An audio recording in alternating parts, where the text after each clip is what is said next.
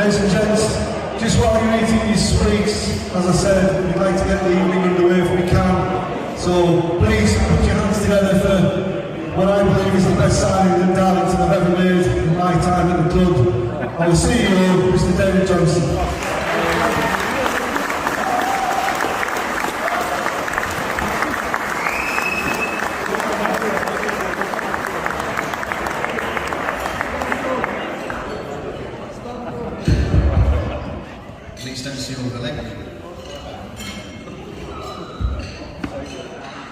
Good evening, everybody, ladies and gentlemen. Thank you so much for coming. It's been a while since we've had an opportunity to do this. The last 2 years have been interrupted with COVID, so it's great to be able to celebrate together tonight. What I want to go through tonight is the objectives from last season. We set ourselves 3.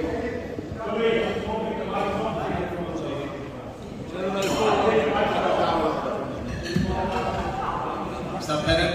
Yeah, that's better. Sorry, thank you. So we set ourselves 3 objectives.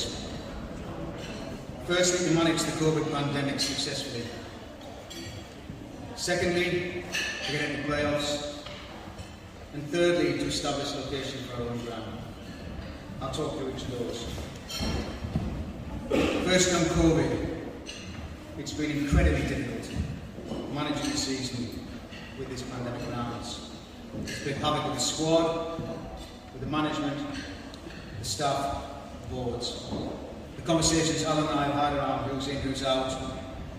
Sometimes I can't say we bent the rules, but ultimately we have to be looking at who's fit, what do we do, how do we play. The league rules, the reporting requirements were immense every month about who's been tested, who's positive, who's not. And then obviously what happens to the squad, who can play, who's fit to play, who can even train. And what happens with long COVID when people are affected beyond that. But as a club, we successfully managed to got through that. And we emerged in decent shape.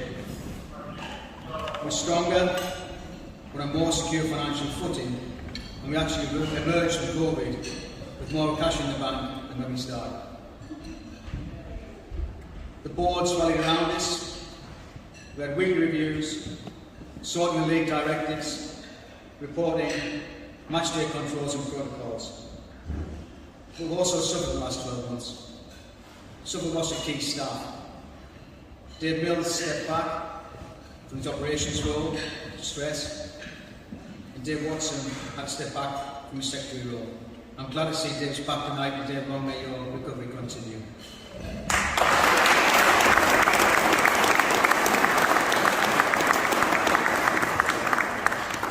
When this happened, what do we do as a football club? We adapt, we change, we survive. Others stepped up. Ray, Sam, Dave Portis and the supporters group. We lost a lot of skills and experience and knowledge, but other people stepped up to fill those roles. So on the pitch, it's been a challenging season. Recruitment didn't go to plan at the start of the season. Alan and I talked about what we're trying to do. There was a lot of talk about a lot of players in the EFL coming down. And we were talking to a lot of those players. We were looking to bring experience, strength to the squad. It didn't happen. So we started the season and we knew defensively we were weak. We were also late again to set the squad. Alan worked with me to rectify that, told me what he wanted and what he needed to do. We brought in Jake Cooper, Jake Lawler, and obviously David joined us in January. That strengthened us, but at the same time in January we lost Luke Charman.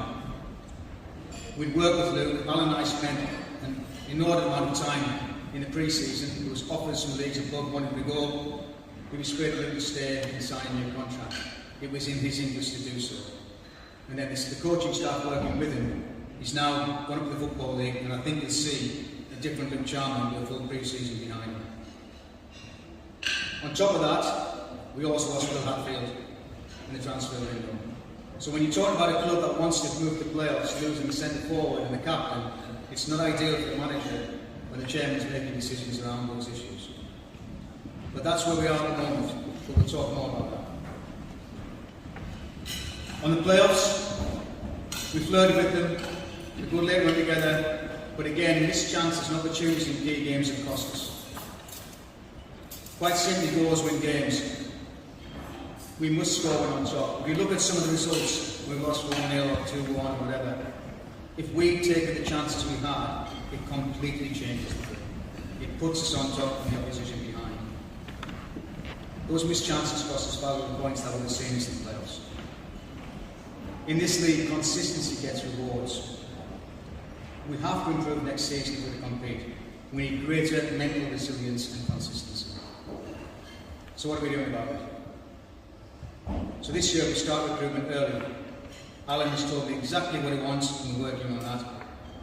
Would you like me to get Jacob in? Jacob, if you start to do yourself.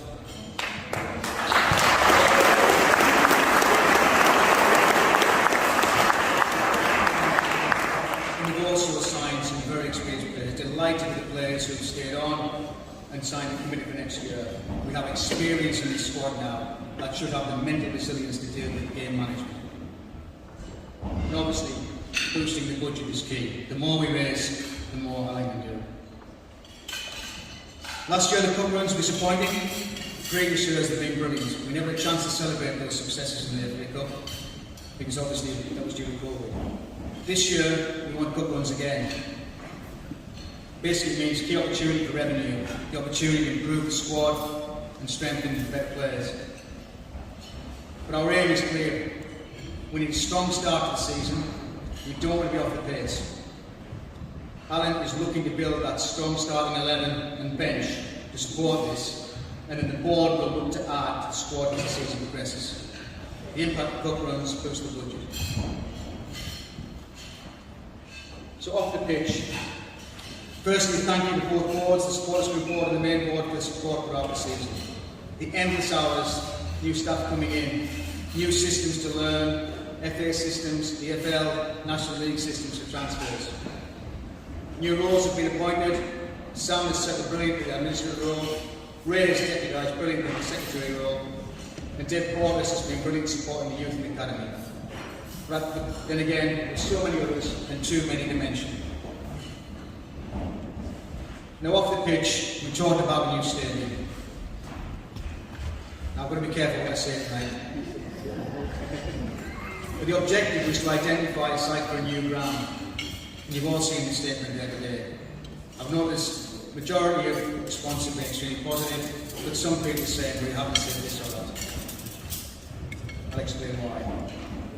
The last 4 years have been around gaining political support for what we need to do. And for anybody who understands the planning regime, when you've got sporting grounds in your facility, in your borough, you have to prove why they are not an option to you. Why is Blackwell not an option? Blackwell's not an option because that's the landlord's choice. We're a tenant. We made a fantastic offer to develop that ground to AFL standard, but the board of the rugby club refused that. They didn't want to lose their history, their heritage and their identity. They're worried about us becoming the dominant position in that club. I respect that decision, but I also informed them that we would therefore have to look to find our own ground. The arena, it's still not fit for purpose. It doesn't have utilities in there, it's run off generators, and the operational costs each year are over £300,000. That is prohibitive to a club of our standard. So the last 4 years have been one about gaining political support. We now have the Mayor's office in Ben Houchin, the local MP, Peter Gibson, the Darlington Council, Heather Scott, Chief Executive Ian Williams, and the Lady Mayor, all behind our need for our own facility to enable us to compete in the Football League. 2 to 3 years ago, we didn't have that. We have that political support now. So as I said in the press statement this morning, this is the most important and exciting day I've had at Darlington Football Club since I came in. We've demonstrated stability at board level, we've demonstrated leadership, vision and the capability of a club that needs to be in the Football League. And most of all, we have the financial resilience behind us to do that. So on the new stadium, the reason we said several sites identified. I've got to be honest, we had an agreed press report, and when it came back from Ben's office, I had to rewrite it again. There's so much they wanted to say, but there's so much we shouldn't say. The key thing, we have to work with council and the relevant stakeholders to determine the optimum site. If I said we're going here, and I know where I want us to be, and I think we'll end up there, but I'm not going to say it publicly. We'll work through that with the stakeholders, because all I don't need is the council saying, or a planner saying, we're going here, and I say, we're going here. Hang on, I'm in charge of highways, you haven't consulted me, and therefore you haven't even looked at the Viscount modelling on traffic assessment and service access. No chance.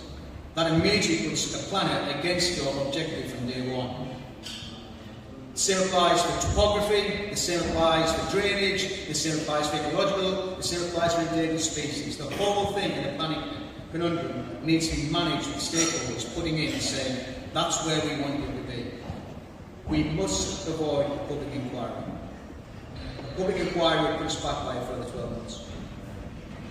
So the key next steps, we'll work with the stakeholders, we'll work with the planning application, on stadium design, on stadium costs, on finance and legal, and on construction.